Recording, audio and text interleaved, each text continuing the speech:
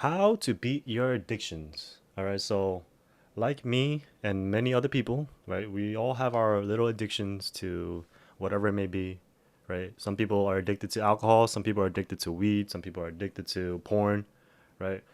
Everybody has their little addiction, and it's completely normal. Everyone, no one's perfect. And if you are addicted, like vaping or whatever, and you want to stop, now it's going to be difficult, obviously, right? But I'm gonna give you guys some tips and tricks that will help you get through it and actually beat your addiction, right? Because that's the main thing that we want to focus on in this video is how do we actually beat this addiction that has controlled our lives, right? Like it's literally gotten to a point where you want to change, you want to turn your life around, and you feel like this addiction is holding you back, right? So, step number one is you really have to understand the addiction, right? So like, let's say you're addicted to porn or whatever, right? Now you have to understand why you are addicted to porn. Like, what makes you want to watch porn all the time, right? And then just like really find out what that addiction is. Like what specifically are you addicted to about porn? Is it because of the feeling you get?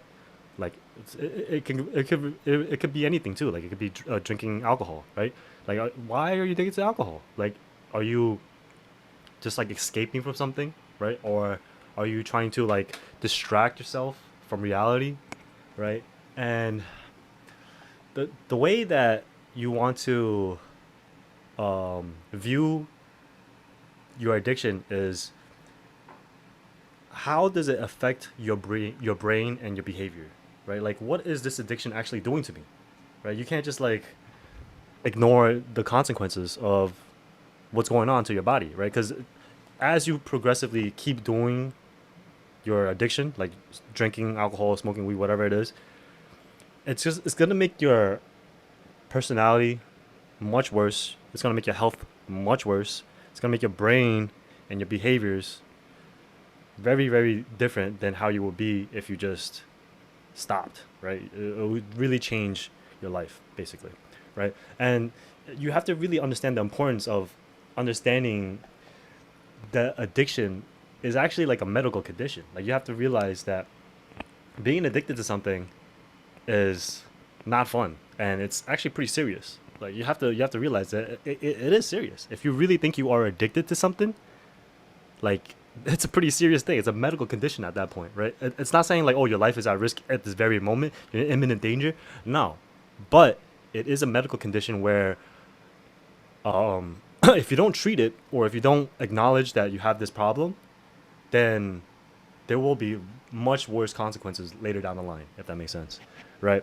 And step number one of trying to solve this is basically admitting to yourself that you have a problem, right? You have to realize that once you emphasize and know that the problem actually exists, right, and how important it is to actually address this problem, then you'll start to move towards actually recovering and actually defeating this addiction problem, right? So self reflection is very, very important. And you have to be honest with yourself during this reflection period, right? It's really critical during this time to be very like critical about your behavior, your recovery, and how you're feeling about everything. Like just you have to be very critical. Like let's say like I'm like trying to quit drinking alcohol, right?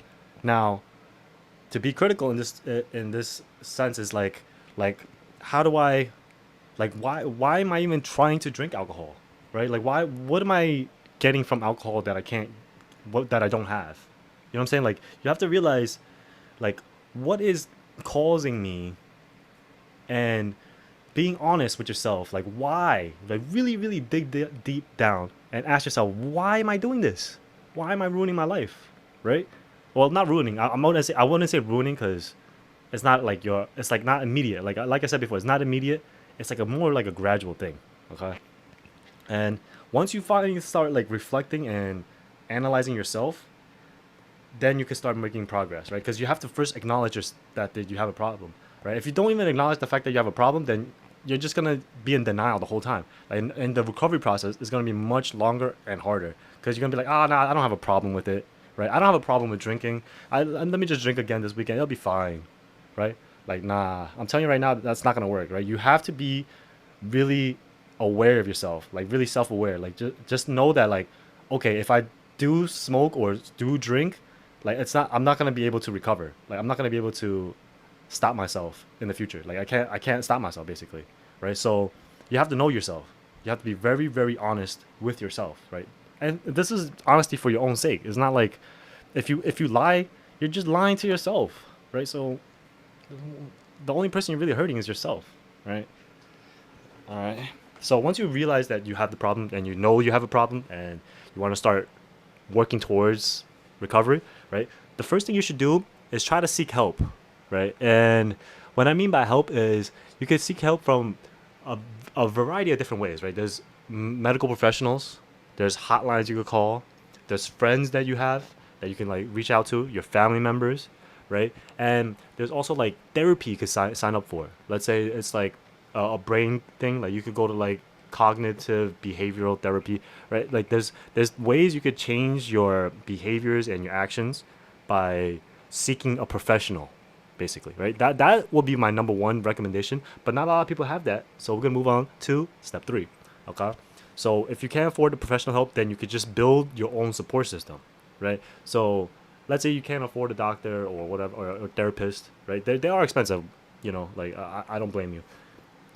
What you should do instead is surround yourself with like supportive people, right? It doesn't have to be paid, like you don't have to pay anybody. Literally just support other people and have them support you, right? Like if you're being supportive to other people and you know that like it's important to you to be there for them, they will also reciprocate. They're going to also be like, okay, this person's been very supportive of me. Let me help them as well because, I know they're going through something like an addiction problem and I want to help them as well, right? So it just goes full circle, right? You have to build a system, like a support system, right? And this could be like a family member, right, which I do recommend, a friend, which I also recommend. And if you don't have family or friends, which like me, like I don't have family, I don't have friends, honestly, like I literally have no one. You could go look for support groups, right? Let's say you could like a alcohol problem, you go to AA meetings, right? Alcohol Anonymous, or you could go to, not like it doesn't even have to be that. It could be like, let's say like you wanted to stop like smoking weed, for example, right? Just find an activity that you want to do and surround yourself with people that don't smoke weed. Like let's say you join a running club, like a running group, bro. You're gonna have so much more fun running around, and just like enjoying life. And then you're gonna be talking to other people that run. Really, they're very passionate about running. They take care of their health. They work out. They don't really, you know, ruin their bodies by adding all these substances. You know what I'm saying? Like these are the kind of people that you want to be around. And these kind of people, they will hold you accountable. They will be able to give you the encouragement when you're not like feeling it, basically, right? Because if you have a good person in your life that's like, oh, like let's say for the running example, right? Like they're gonna always gonna be like, yo, like let's go running today. You know what I'm saying? Like they'll invite you out to go running, and then you could go running with them instead of doing this negative activity like smoking weed or drinking alcohol, right? Personally, right? What I do is I join like a basketball team or like a league, a basketball league, play basketball, right? Like do something you actually enjoy doing, have fun, right? And then surround yourself with those people that actually like that also want to get better, also want to play and have fun, right? Then you'll actually enjoy this whole process. You know what I'm saying? And this actually ties into step four, which is creating those healthy habits, right? Like being engaged in those behaviors where basically you're doing positive activities to replace those addictive behaviors, right? So like engaging in like working out, engaging in playing sports, engaging in um, running clubs, right? Like those are all positive activities that you could replace your addictive behaviors, if that makes sense, right? So like another thing is what for like creating healthy habits is when you start exercising and doing these hobbies, right? You're also gonna want to start eating healthy, okay? And that's gonna take up a lot of your time too. Like if you really think about it, it takes time to cook food. It takes time to research what food you should eat, right? Like nutrition wise and all that stuff. And these kind of things will help you like rewire your brain basically.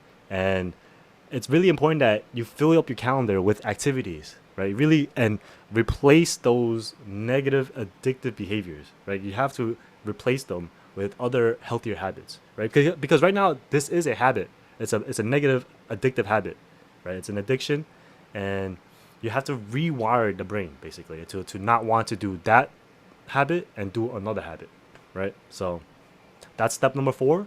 Now, step number five is going to be a little bit harder because this is one of the ones that like always gets me honestly, and this is avoiding triggers, right? So, what is a trigger, right? So let's say you hang out with a friend and he's always smoking, right? Now, that person is gonna be like a trigger for you, honestly, right? Like, cause they're smoking, you're gonna be like, oh, he's smoking. Let me just grab a pull, right? Or smoke a little bit too. Or let's say you're hanging out with your friend that's at a bar and they're grabbing a drink.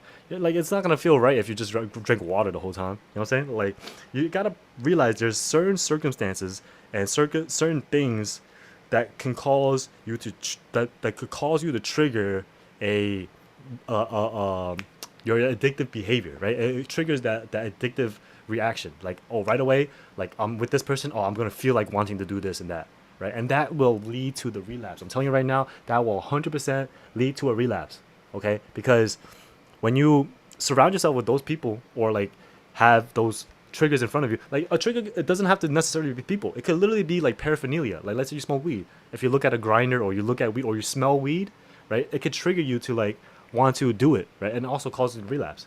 So the way to combat this is you have to have a strategy for identifying and avoiding the triggers altogether, right? This is my hardest part. Like, I'm telling you right now, because I live in New York, they legalize weed, right? And I smoke weed all the time, and I literally try to quit a bunch of times, and it's hard. It's not easy because there's smoke shops like 2 blocks from my house. You know what I'm saying? There's smoke shop. There's so many too. It's not like just one. It's like literally five smoke shops like 2 blocks from my house. It's crazy. And then there's like mad bars, there's mad people, and it always smells like weed in my area. Like, there's always like people smoking and shit. It smells like weed. So it's like it's very hard to not think about it and not get triggered. But if you can put yourself in a position where you have a strategy to identify when that trigger is going to happen and how you're going to avoid it. So for my example, like, let's say I know that there's like drugs and stuff like that, like not drugs but like weed and alcohol 2 blocks away from me, right?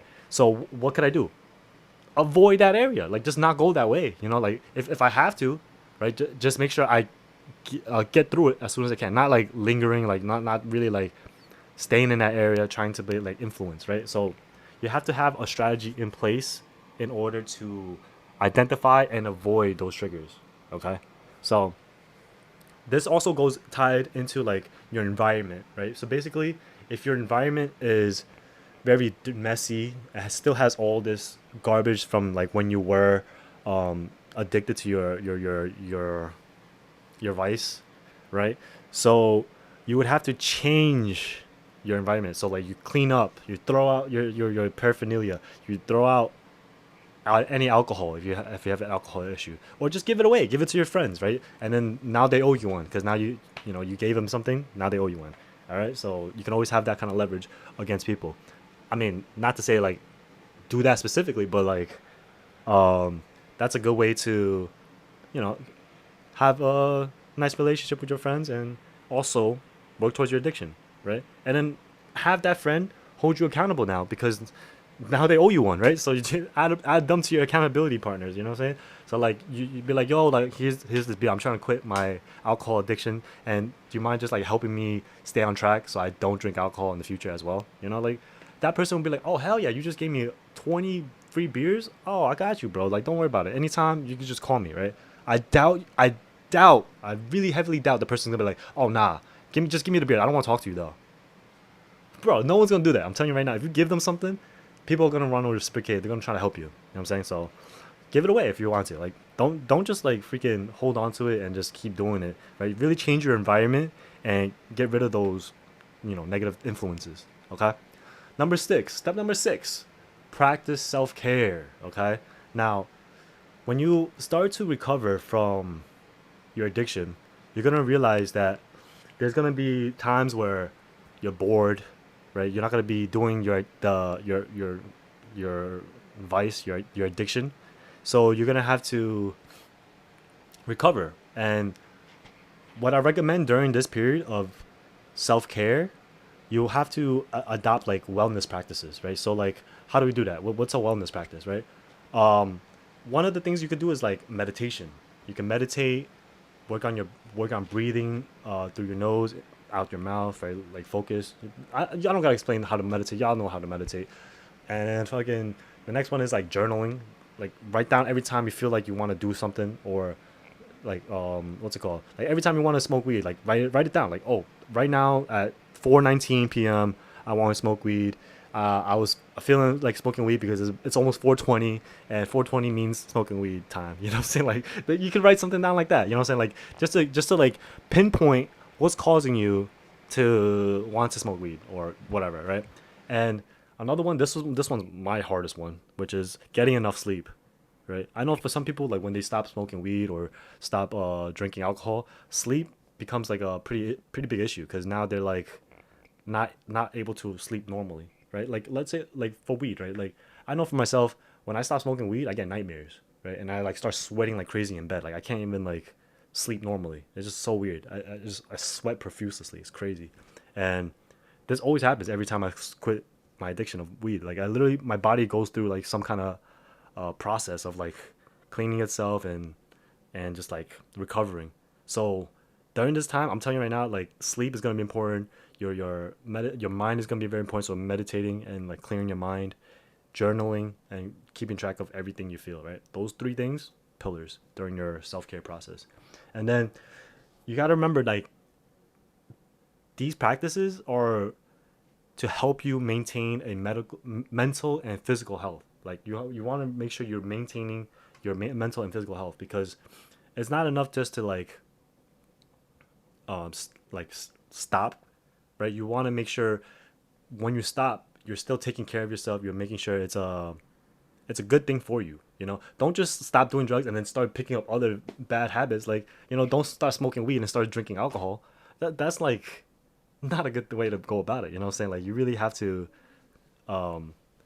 maintain a good mental and physical health. You know what I'm saying? Like those two things are very helpful. Mental, physical. Okay. Number seven, and this is the last step of this whole process, right? Is you have to be patient. Okay. It's gonna be hard. It's a long process. It's not gonna happen overnight, and you have to be persistent. You can't just give up, right? Just because you messed up, you just give up. No, like try again tomorrow. Try again the next day. It's a long term process. Like let's say you are addicted to weed, right? Now you want to quit. You don't have to do it all overnight, right? Try to start up a strategy. Like what's your strategy? Am I just gonna stop smoking today cold turkey, or should I go and wean down? Right? Ask yourself these questions and then figure out which one you want to do. Right? Let's say you go with the cold turkey method. Okay, if I'm gonna be cold turkey, okay, how do I make sure I stay with the cold turkey? Okay, let's say if I messed up on cold turkey, what do I do after I messed up? You know what I'm saying? Like, there's gonna be times where you will mess up. I'm telling you right now, it's gonna happen. The setbacks are part of this journey. You know what I'm saying? And it's not like it's the end all when it happens, right? It doesn't. It's not the end of the world. You have to take it as a learning experience. Like it happened, okay. Now, how do I avoid it in the future? What do I learn from this situation that I can take away and implement in the future so it doesn't happen again? You know what I'm saying? And this takes patience. This takes persistence. You have to be patient and persistent towards getting to that goal of quitting, right? Quitting your addiction. All right. So, just to wrap it up, make sure you really know yourself, be honest with yourself, and pinpoint what you can do.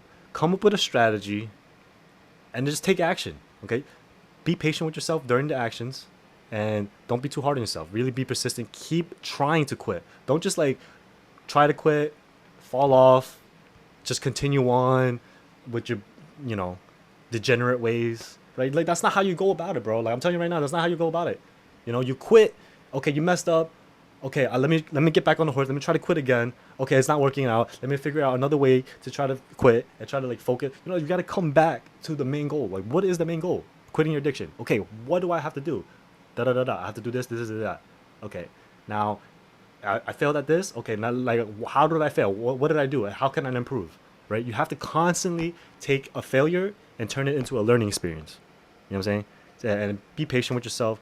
Don't be too hard on yourself. All right. I know it's gonna be hard, but like everybody, like me, like I'm sure you, it's tough, right? Just take it day by day, and don't be too hard on yourself. Okay. This video is long enough, so I hope you guys enjoy. Make sure you drop a thumbs up, and I'll see you next video. Peace.